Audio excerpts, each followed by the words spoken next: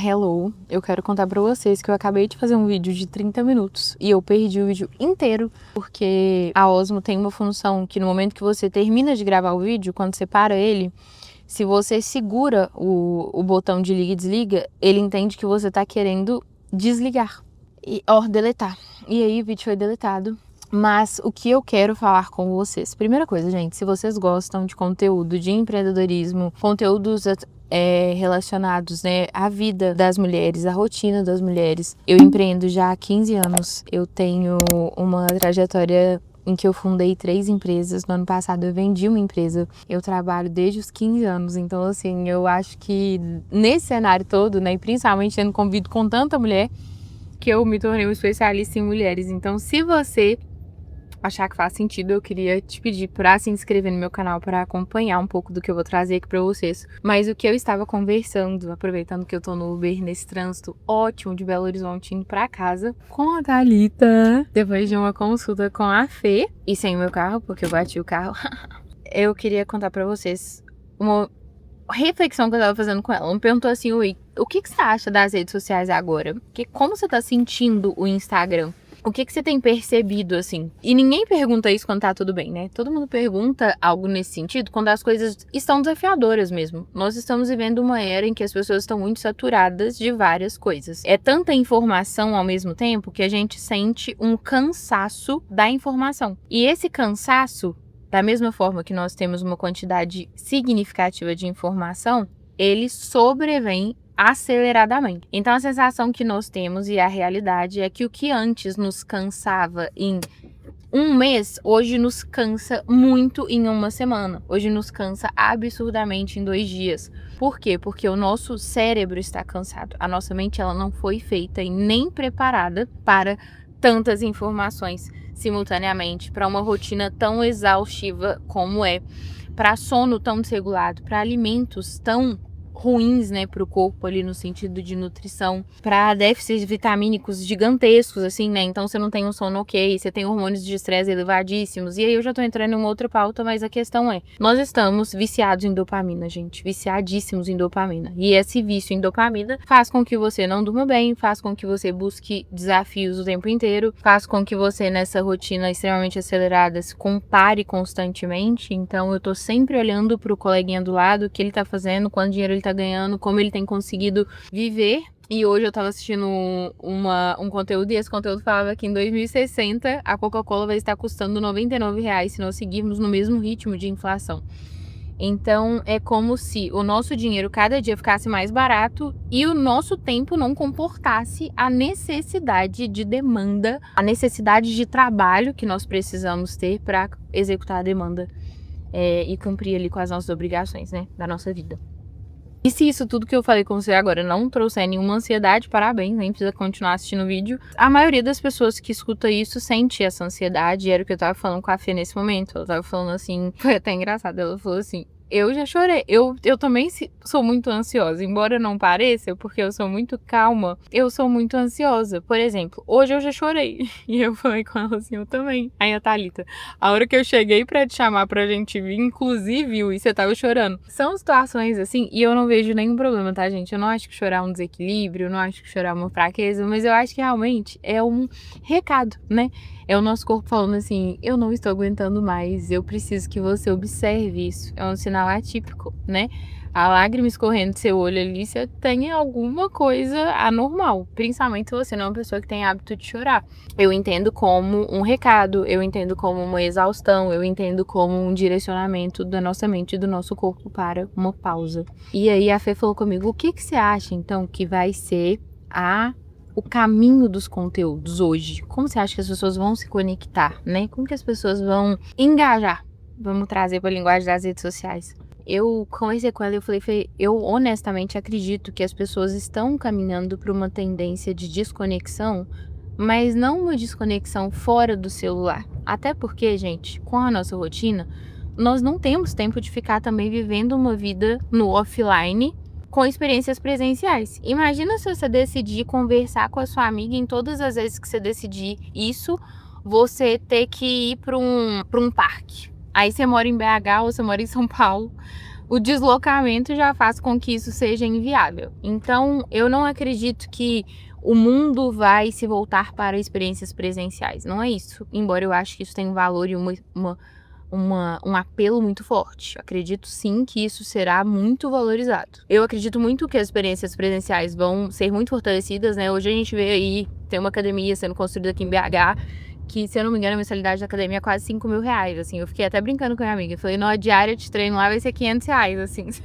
Você paga 500 reais pra você viver um treino, arrumar o cabelo, fazer a unha. E eu ainda brinquei, vai compensar, porque hoje você vai fazer a unha em gel, escovar o seu cabelo, você sai do salão gastando 400 reais tranquilamente. Então, hoje tá tudo extremamente caro, mas o presencial ainda tem um valor muito grande. E num contexto em que eu estou extremamente estressada do scroll da tela do celular, e eu tava falando isso com a Fê agora, eu falei, olha, eu acredito que o formato de conteúdo horizontal já é uma tendência, a gente já sabe, né? Ah, Yara, mas você tá falando isso porque você começou a fazer agora. Não, eu já comecei a fazer extremamente atrasada, já é um conteúdo que eu acreditava muito antes, mas ao mesmo tempo a galera não consumia tanto, né? Então tem uns vídeos no meu canal do YouTube que eu até arquivei, assim, que tipo, hoje eu morro de vergonha. Mas eram vídeos que eu tentava gravar pra trazer um conteúdo mais longo, porque não existia Reels, não tinha vídeo de feed de 10 minutos. Então, às vezes eu queria trazer informações mais profundas, mas eu não conseguia fazer isso dentro do Instagram, igual a gente consegue fazer hoje. E o mundo é isso o tempo todo, né? E a gente fica tendo tendências que vão e voltam, vão e voltam, vão e voltam, e não param de acontecer.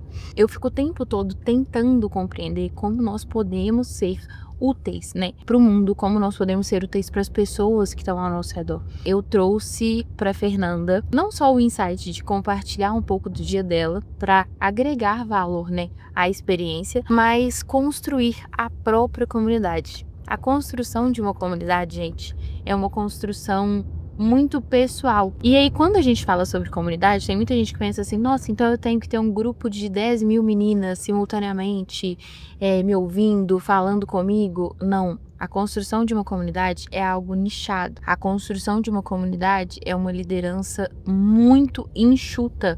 Você não consegue liderar grupos imensos, né? Se você não tiver outras lideranças embaixo de você. Considerando que você tem um perfil de rede social menor ou que você fornece um serviço e o seu perfil ainda não tem um alcance tão grande, é importante que você escute essas pessoas que te acompanham e tragam informações não só sobre um nicho, mas que conectem essas pessoas a uma vida real. Quando as pessoas falam sobre me acompanhar no Instagram, e hoje eu compartilho muito menos a minha vida, elas falam assim comigo, Ui, eu acompanho o seu perfil porque você expõe a sua vulnerabilidade. Você tá sempre falando sobre como você vive as dificuldades ali, né, do dia a dia, como você lida com essas situações, você conta quando não dá certo, você pede desculpa quando tem problema na logística.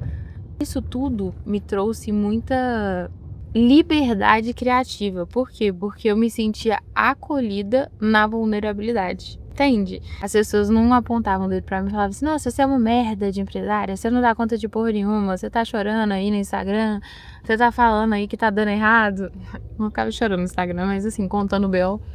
Mas eu percebi que isso era um ponto de conexão muito forte com a minha base. Então, eu entendo que as pessoas que me acompanham têm um perfil de ser, mas o cerne da nossa conexão está justamente em demonstrarmos as nossas dificuldades. Então, uma pessoa que chega pra mim e fala assim, ui, o que você tá achando do Instagram? Porque nada engaja, nada dá certo, parece que o Instagram morreu, parece que agora, pra você ter o engajamento de um conteúdo, você tem que fazer um milagre. E eu realmente entendo isso. Por quê? Porque as pessoas estão ultra segmentando os conteúdos delas. E o que elas querem, gente? Elas querem pessoas verdadeiras.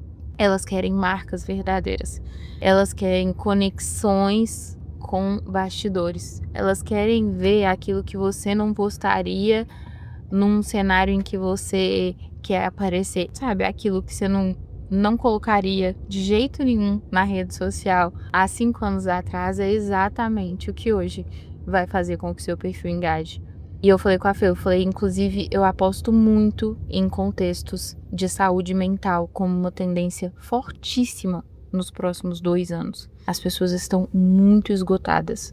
fisicamente pelo trabalho e mentalmente pelo excesso de informação. E isso gera um colapso da mente, gente. Eu já tive 2 burnouts, então assim, foi muito difícil pra mim, muito difícil. Eu passei por um momento em que assim, eu falo que eu fui pro fundo do poço quando eu vejo pessoas, né, que realmente estão exigindo além e não tem noção do que pode acontecer. Igual recentemente eu recebi uma notícia de um conhecido de 32 anos que ele infartou. Que assim, foi passear com o cachorro, chegou em casa, sentiu dor no peito. Uma pessoa extremamente responsável com muitas coisas, mas claramente exausto. Isso pode acabar, sim, com toda a construção de uma vida. E por isso é muito importante a gente encontrar formas menos pesadas de fazermos o que a gente veio fazer no mundo ou o que a gente pode fazer, né? E aí eu falei isso com ela, Fê, eu acho que a gente tem que cuidar da nossa cabeça, a gente tem que nutrir a nossa comunidade de informações que gerem valor, mas que ao mesmo tempo sejam leves. As pessoas precisam estar na rede social sem perceber que elas estão na rede social. Então, aquela ideia de estar o tempo todo vendendo alguma coisa pra alguém, mostrando um anúncio ali. Eu falo que hoje até o nosso momento de distração já virou cansativo. Hoje você vai assistir um Netflix, tem 3 anúncios no meio do filme, né? A gente tá no Amazon ali, tá falando de uma coisa de segurança de casa no meio de um filme de comédia. E assim, se você não quer que apareça pra você, pague mais. Não basta, você tá pagando R$60, mas ainda assim você vai ter anúncio. Você só não vai ter anúncio se você pagar 120. E assim, onde nós iremos parar, né? Por que as pessoas pagam por isso? Porque tá todo mundo com o celular na mão, 26 horas por dia. E num cenário de buscar conexões que tragam mais leveza, menos senso de responsabilidade e peso, que querendo ou não, no mercado e no mundo de capitalismo que gira em torno do digital também, virou um trabalho. Tá com o celular na mão e tá postando ali é o que vai também, de certa forma, te remunerar. Eu queria saber o que vocês acham disso. Falei muito menos do que a gente conversou lá, porque eu tô falando sozinha, mas eu acho que é uma informação que faz muito sentido. E eu quero saber como você tem fortalecido a sua comunidade.